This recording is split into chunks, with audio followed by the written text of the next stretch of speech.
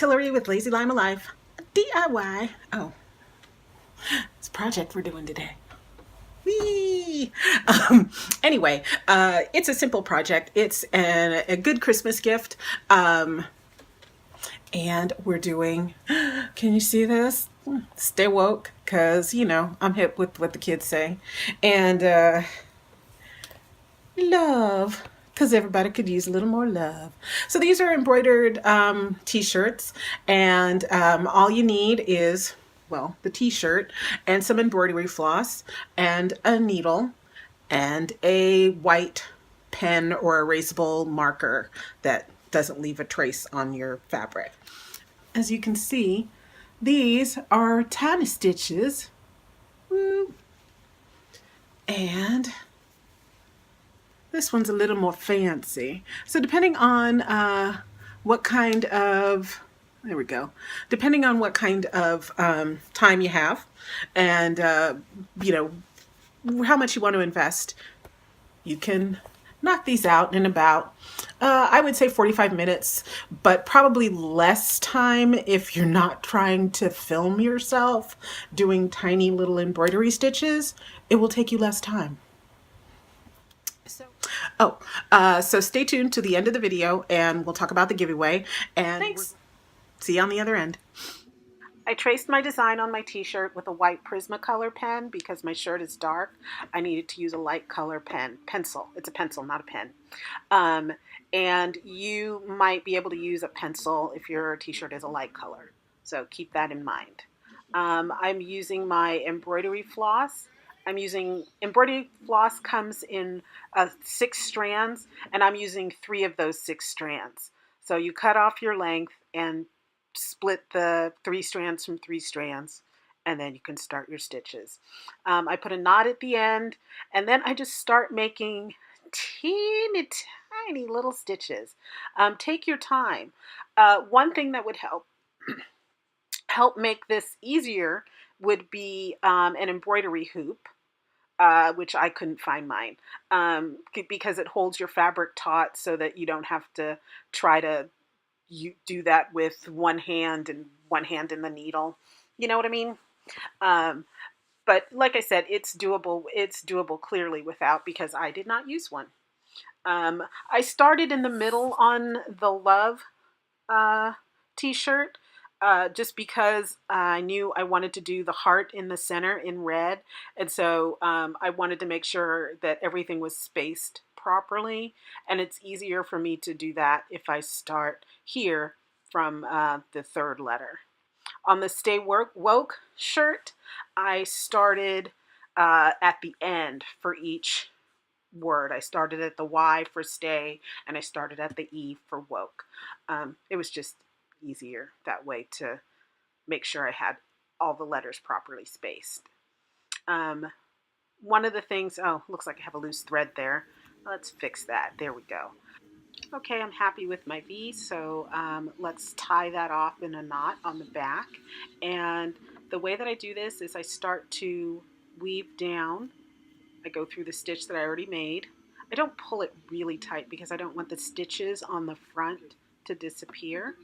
So through the 2nd and then through the 3rd. Just gives it a nice little anchor. Now I'm going to make my knot by going through the loop that I made when I make the next stitch. So we're going to do that again slowly. I go underneath and there's a loop. Oy, oy, almost pull all the way through. Geez. Okay, there is a loop there. And I just put my needle through the loop, or through most of the loop it looks like, and pull it taut. And that is my knot. And now I can just take my scissors and clip the end close to the shirt. Starting on the heart, I use 3 strands of the red floss and do the same as I did with the V and the E. The E I did off camera because, it's basically a tiny little running stitch and you don't need to see me do 10 minutes of running stitch. I don't know, maybe you do. Maybe you need help sleeping. Who am I to judge? I started out working the heart differently than what I drew, just because I just did one end higher than the other, just because it was, I just came up with that, you know, little abstract bit. And now I'm tying a knot, and we're gonna clip that. There we go. Starting on our L, I've handled the fabric a lot, so I need to go over with my Prismacolor pencil in white and redraw the letter. I did start stitching it, but I lost my way about halfway up, and couldn't find where the loop was supposed to go. So I just redrew that in, and now we're stitching again. Again, just a reminder for the whenever you have a curve coming up, just make sure you do that curve with tiny little stitches. And again, I lost my tail, so just redrawing that in and finishing it up. You may have a better eye and not need to redraw that as much as I did, but you know, that is you and not me. So here we are. We're all finished. And I think that came out pretty cute. To finish out the shirts, I gave them a little spritz with water and a light iron, just to help everything lie flat. So I think it was a successful project. I love both of the shirts, and I hope you give it a try. Okay, so about the giveaway, again, it's the Martha Stewart circle cutter. I'm willing to send it anywhere, so if you're in, you know, Glasgow, I can't think of places, I will send it to you on me. It is a gift. So what I would like you to do to be eligible for this giveaway is to one, subscribe to Lazy Lima Life. Just hit the little red button there. And two, follow me on Instagram. And my Instagram handle is @Lazy Lima Life. So easy so far, right? And then three, leave a comment below. Subscribe. Instagram. Comment. Okay? And then we will do the drawing for the circle cutter next Saturday. Okay? So that is Saturday I don't know the date. Oh my gosh.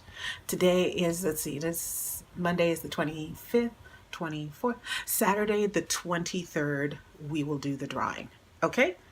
And if you've already subscribed and commented and followed, I already have you in the basket, so you do not have to do that again. Hope you're having a great holiday season, and I'll see you in the next video. Thank you. Who's got a beard that's long and white? Santa's got a beard that's long and white. Who comes round on special night? Santa comes round on special night. Special night, beard that's white. Must be Santa, must be Santa, must be Santa.